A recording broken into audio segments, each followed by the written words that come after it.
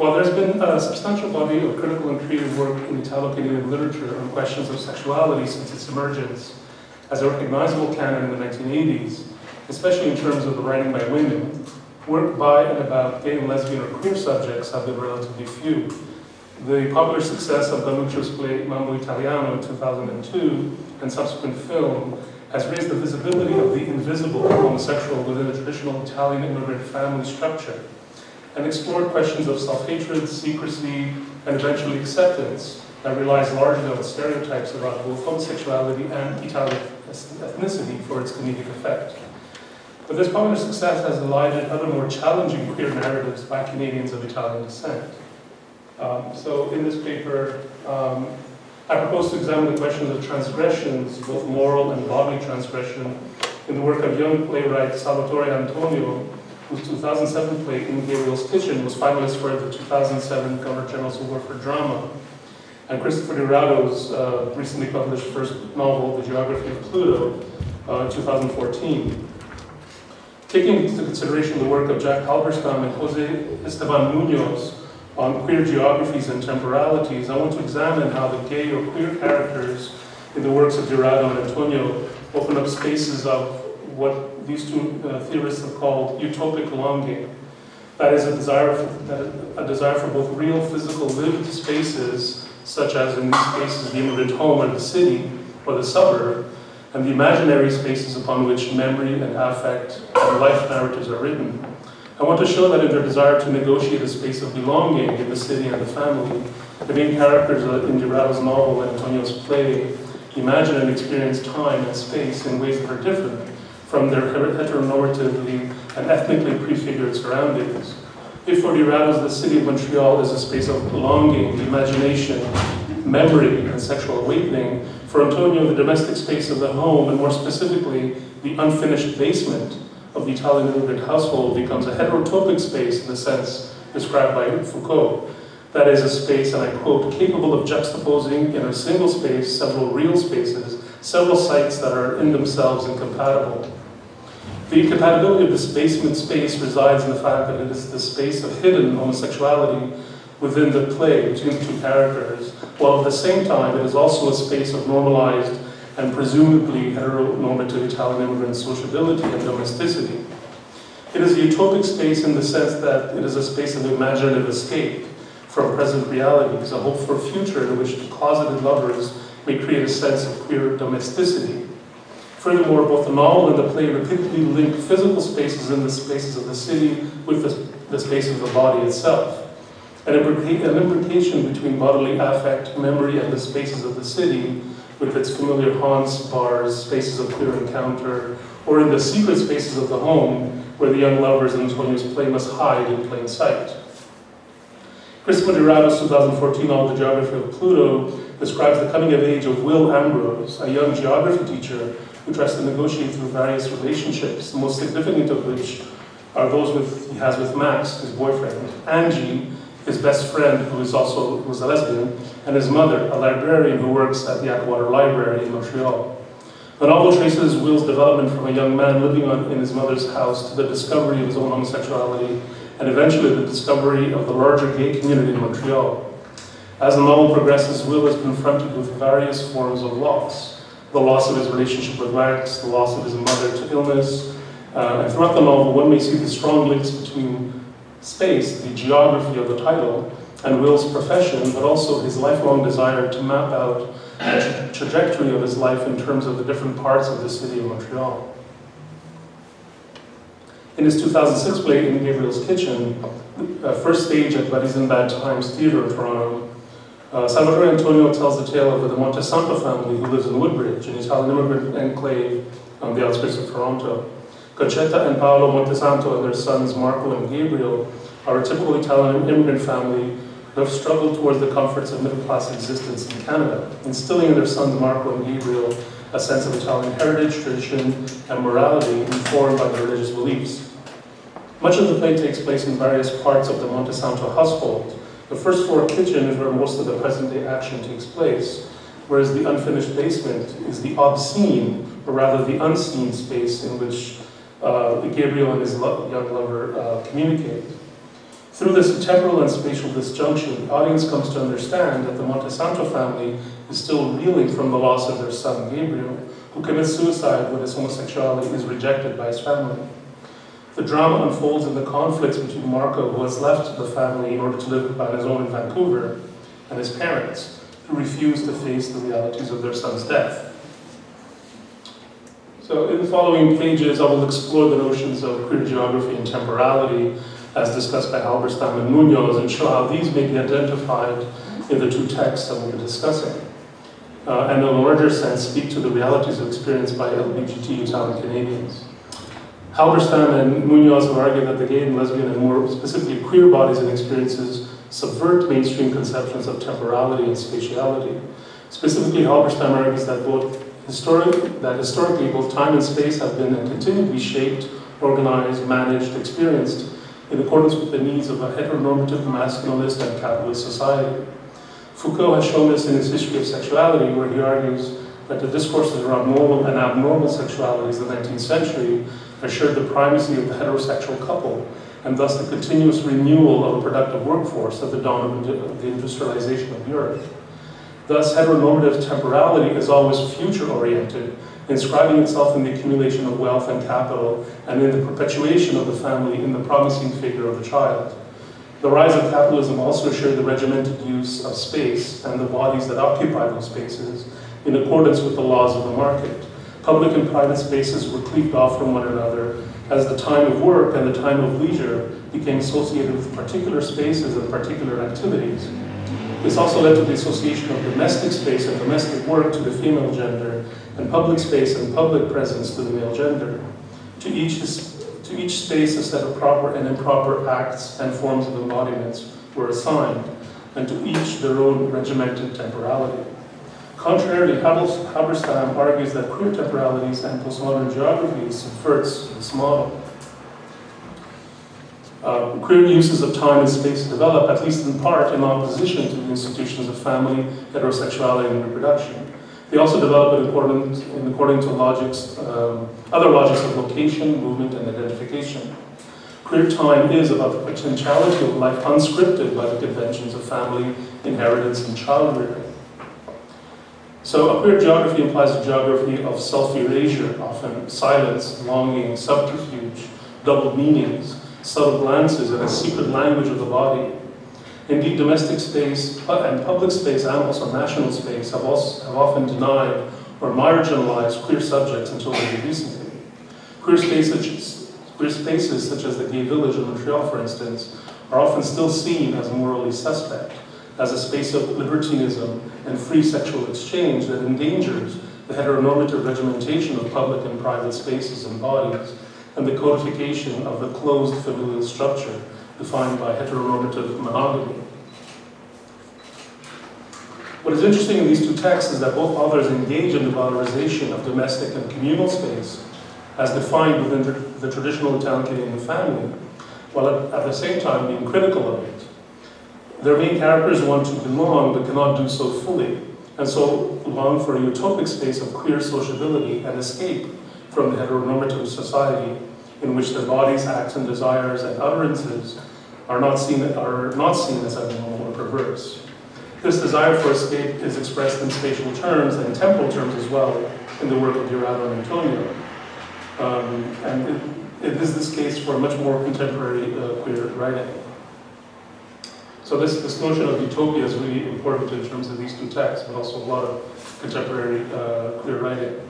So this is Munoz here. As Munoz writes in Cruising Utopia, the then and there of queer futurity, queerness is not yet here. Queerness is an ideality.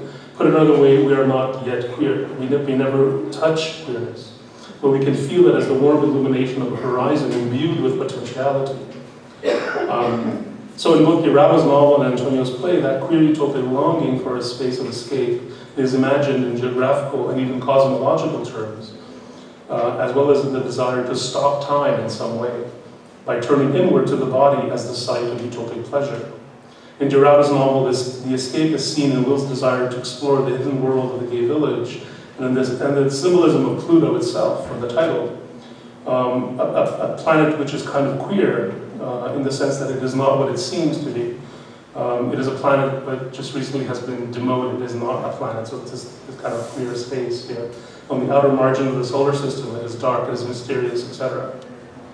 For Gabriel, escape comes in imagining an impossible future of queer domesticity within the immigrant family home, and in projecting himself in a future not yet here within the space of his family's unfinished basement. It is also symbolized in the unfinished model of a solar system that Gabriel and Matt, his partner, make for a class project, and I want to describe this, the scene of this play.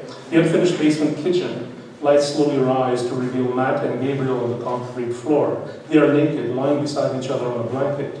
On the other side of them rests the nearly completed model of the universe, a contraption with painted styrofoam planets attached to co-hanger wires that extend out from the base. A few planets are still not in place. Gabriel and Matt inhabit a queer space where they are not seen in the Montesanto family, a space where the laws of physics may be slightly altered, and an imaginary space where their sexuality is not seen as aberrant. Spatial metaphors are also seen throughout Durato's novel. The recurring images of maps, for instance. Maps of the city, the maps of the body's geography as Matt and his mother undergo medical tests and operations, etc., show Will's desire to create a coherent spatial narrative of his life's trajectory. When discussing the breakup of a couple that are friends with the main character, his friend Angie explains the relationship in spatial terms. And I quote, "Come here," she said, and pulled me towards the map of the city on the subway wall. "See," she pointed to an intersection of streets that make up the corner of Drolet and Rochelle. "This is where she lives." The finger on the map becomes a waypoint, a shift in the narrative of the relationship. This incites Will to examine the map for himself in order to figure out his own points of interest. And I quote here, "which he charted for the years of my life as if they were just another feature on a crowded transit map, where my mother lived, where I had grown up, and then I saw all the lost hours at Max's place. How many times had I biked those streets in between his home and mine," end quote. The desire to know his own queer itinerary extends out over the whole city, but also inward to the geographies of the heart and of the emotions. When Will begins dating Max, he fantasizes about giving him an old electrocardiogram of his own heart. And I quote, "The printed graph was proof of my heart, the only tangible evidence of its tiny, intricate workings. This is how my heart looks, I think. Nothing more than a thin black line on a red road to somewhere," end quote. The body and the city intermingle here, calling to mind Elizabeth Gross's notion of the urban body as, quote, "a two-way linkage that can be defined as an interface," end quote, in which the body and the city are not separate entities, but mutually defining each other. And Durato goes on then to say, "It's a cliche to call the city boulevard an artery, but I can clearly see the metaphor on the map. Blue and red lines across the blackened being like a person's circulatory system, the bus stops and metro tunnels spread out from a central hub. All these horizontal, vertical, and diagonal lines taking people in all directions, and I felt immobile, trapped beneath them, as if by some invisible net." Will is constantly attempting to create an inclusive narrative of the city that would include both his Italian-Canadian home that he grew up in and the queer spaces of the gay village where he meets friends and lovers. It is a geography of illicit desires and self-discovery that had, until now, been hidden from view. A heterotopic space in the city. This is a quote from the novel. "I knew nothing beyond the three outposts of my life. Home, work, school. Now a whole new art area had been unearthed. One of lingering glances and vibrant character that at night morphed into a riotous fete, the scope of which I had never thought possible." The space of Max's apartment, despite its disarray, becomes a queer space-time that subverts the heteronormative discourses outside of its walls. A privileged utopic space of intimacy, and I quote again, "Sleeping with Max that first night had made me feel like an outlaw, for here I was, his naked accomplice, taking part in the one thing that had estranged him from his family. It was exactly what I had wanted, a conspiracy of two. As I fumbled around his body, becoming more acquainted with its crooks and corners, I felt the history of desire in both of us. As I mentioned earlier, Durato's novel suggests ways in which the queer body adheres in spaces of the city, lingering on its peripheries, sometimes out of sight, sometimes all too visible. Here, temporality is inscribed in and through the body, as a private history blooms in the singular space of queer intimacy. So in a sense, time stops at this moment of intimacy. The emotional geography of love creates a map also on and through the body, and I quote here, "The first time you fall in love, your brain creates a pathway, one with a juicy dose of dopamine at the end, a kind of map, a worn-down blueprint of memories we spend the rest of our lives retracing." In both Geography of Pluto and Gabriel's Kitchen, domestic space is intimately linked to both Italian-Canadian identity and, in a troubled way, to gay identity. Will grows up in his mother's home in the Plateau area of Montreal, and with the growing awareness of his own sexuality, he decides to paint his room so as to reflect his new emerging identity. Quote, "I had stripped it of artifice. It was plain, fresh, and ready to be plied with whatever I chose." End quote. When he moves out to his own apartment, he describes creating a space for himself that is both small and comfortable, that is as much a home to him as the space on the other end of the phone line, his mother's apartment. The house, as Gaston Bachelard has shown in The Poetics of Space, is rife with symbolic associations. It is the repository of memories, objects, life narratives, but also psychological truths. And as Gaston Bachelard says, it is in it that the values of intimacy are scattered. For Gabriel, such a space is out of the question, for his homosexuality is rejected by his family, and he must therefore create a utopic space and ultimately a tragic space to which he can escape. The staging of the play creates a heterotopic space in which the past and the present, heterosexual and homosexual realities are interlaced.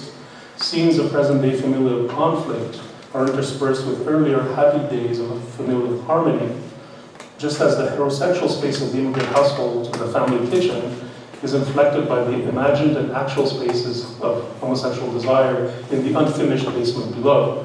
Thus, for instance, the playwright stages a scene of sexual intimacy between Gabriel and Matthew, while lingering over them both is Concetta praying in Italian for the salvation of her son from such a shameful homosexual future. The tragic moment at the heart of the play is alluded to in several moments of foreshadowing, in which Gabriel is seen to lurch forward into space, as for instance, when Matt tells him to jump into his arms as a show of trust, or when Gabriel and Matt are standing on a bridge as they discuss people who commit suicide by jumping down into the ravine below. This alludes, of course, to the scene of Revelation in which Marco finds his younger brother hanging from an exposed pipe in the family's unfinished basement. Quote, "Gabriel loses his balance, falls forward a step, and quickly flails back, hands in the air, falling onto his back." End quote. This play then is not simply about the realities of being queer in a traditional Italian immigrant household, but also the immigrant family's refusal to see and accept that their son is as he is.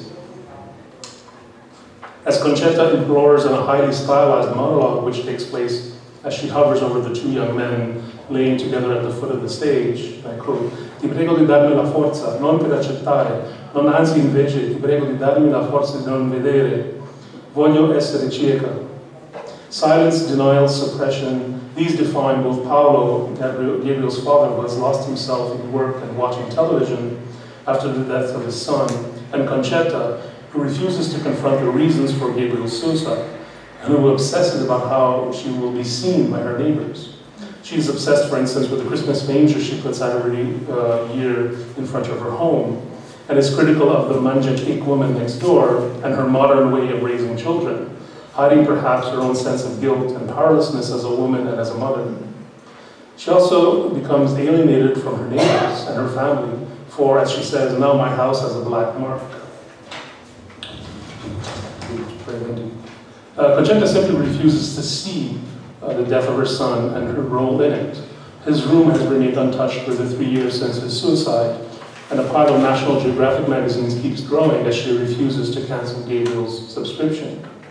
So by way of conclusion, I would like to suggest that the domestic space of the immigrant household, much like the spaces of the city or of the nation, is a heterotopic space inflected by old world and new world languages, cultures, and moral positions, but also defined by the power dynamics of rigid gender roles and normative heterosexuality, that in effect demands real or imagined forms of temporal and spatial escape or displacement into a utopic future.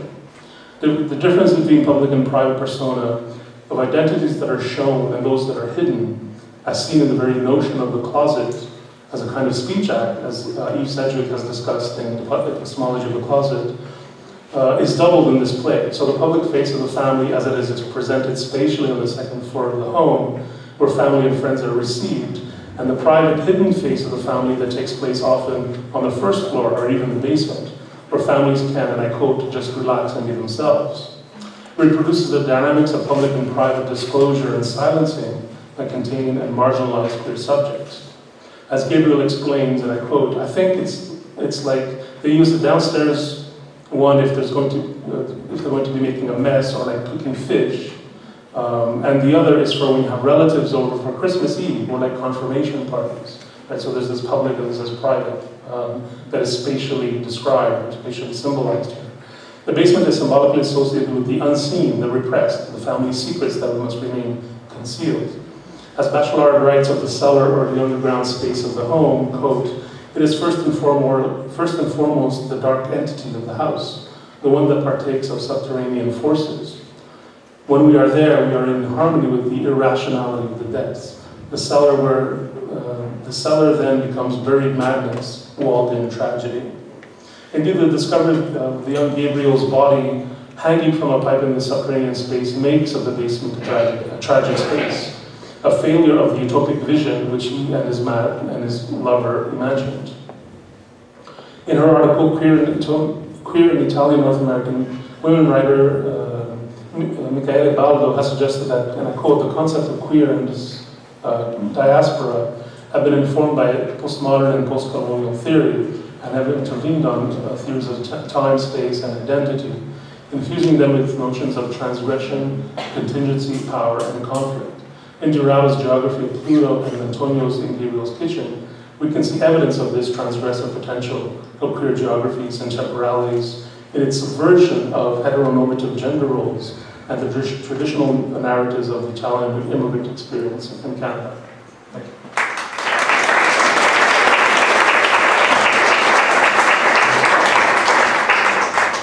Thank you very much for two wonderful papers. The floor is open to questions. Yes? I have a question. First of all, thank you very much. They're both really great papers. And Jim, in particular, thank you for your overview, which I think is terrific.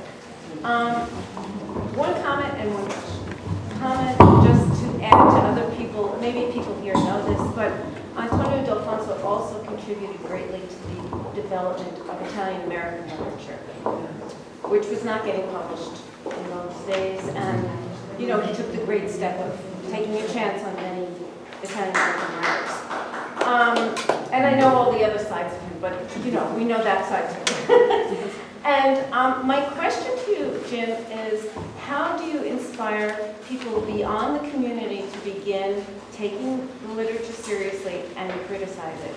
You know, with book reviews, etc. How does one begin to go beyond the community and have not just insiders comment on each other's work? That's a really good question, and it's a very big challenge. We face the same thing. That's what I'm asking. Yeah. It's a huge challenge. I think in part you do that by trying to connect these works to things that people experience as part of their own lives, but may not connect in the ways that we do. I was wondering about that as I listened to Domenic's paper. You know, in what ways do those queer transgressions reflect a uniquely Italian sensibility? Are there ways in which what we talk about here is reflected distinctly in that literature? And I think if you can move toward that, you can kind of hook people in a way that they might not have anticipated. And I think reviews and getting this work into anthologies and into the school curriculum is really important in terms of exposing people to ideas outside of their own, and I think that's becoming increasingly important.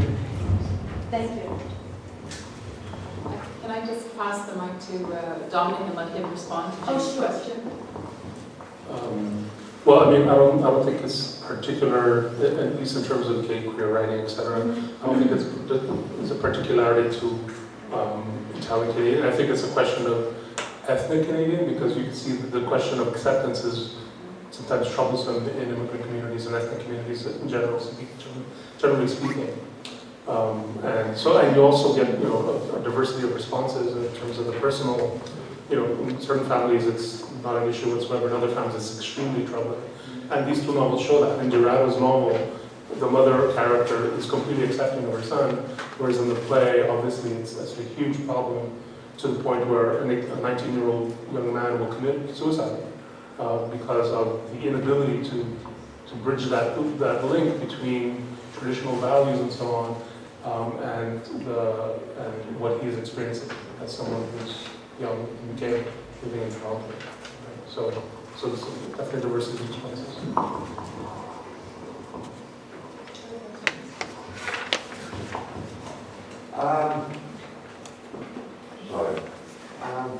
I think that it's not important for people from all background to,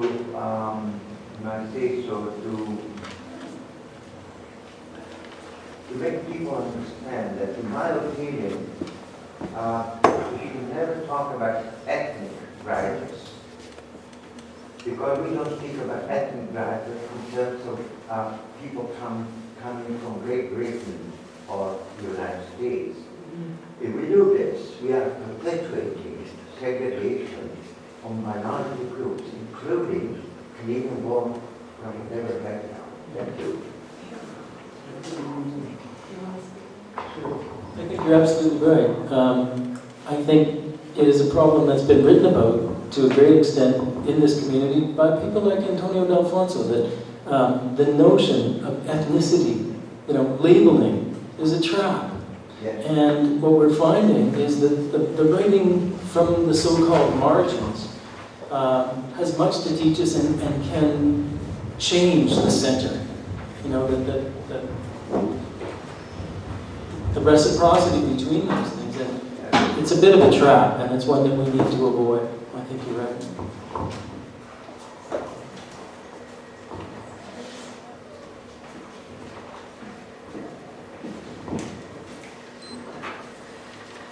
I guess I have a comment just to Domenic that I really love the use of Foucault's notion of heterotopia to speak about the unfinished basement and the geography of the home. I wondered, do you think that this is very much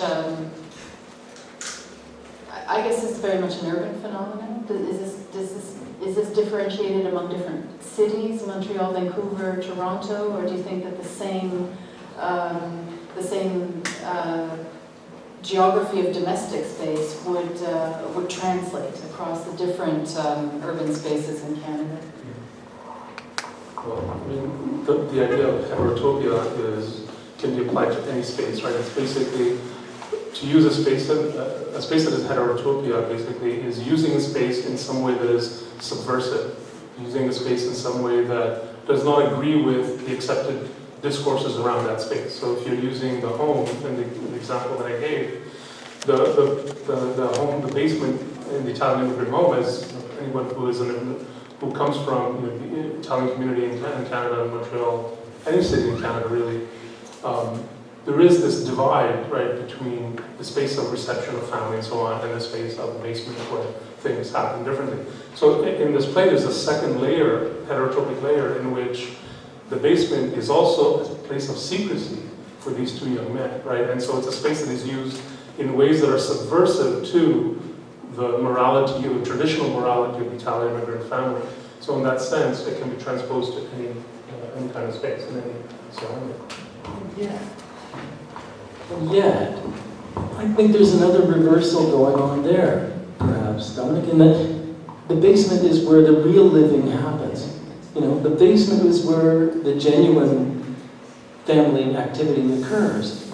The upstairs is the artifice. It's what we present to our neighbors. It's where the plastic-covered couch is, right? It's for show. So we present things from the upstairs. We really live downstairs. So there are many layers to that.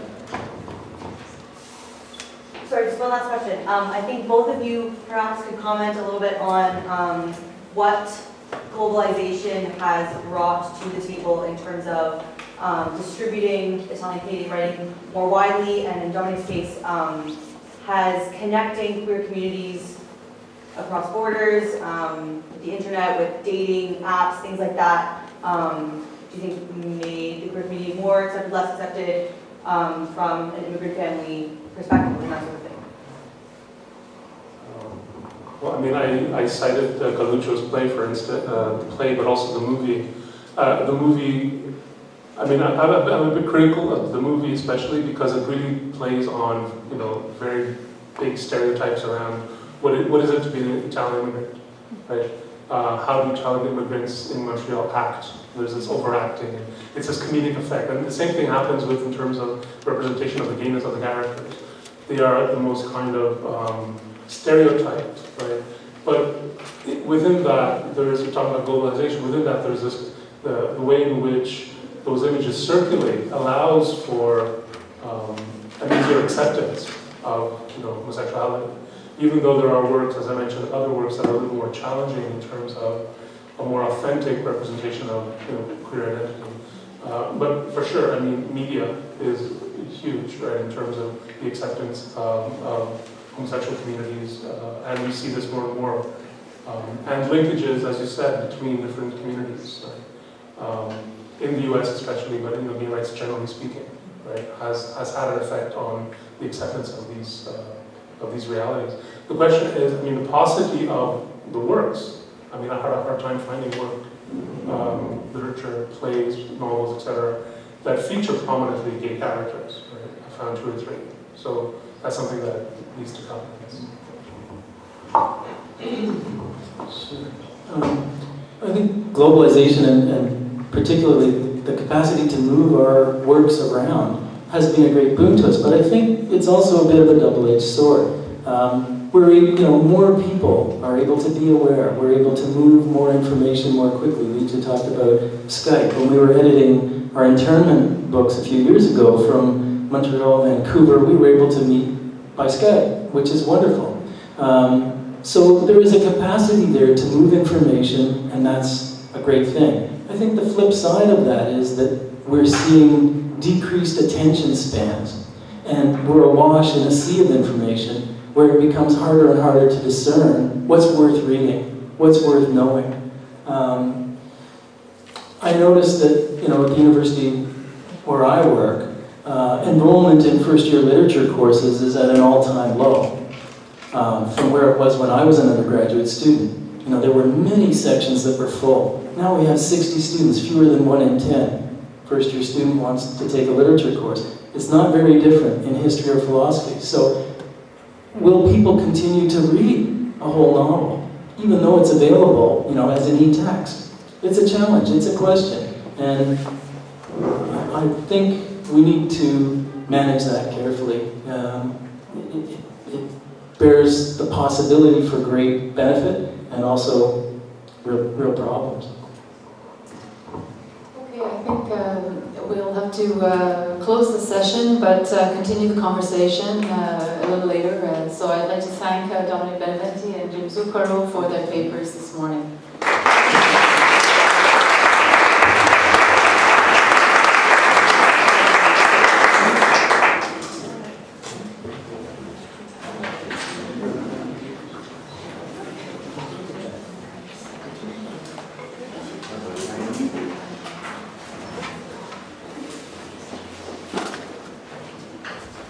Thank you.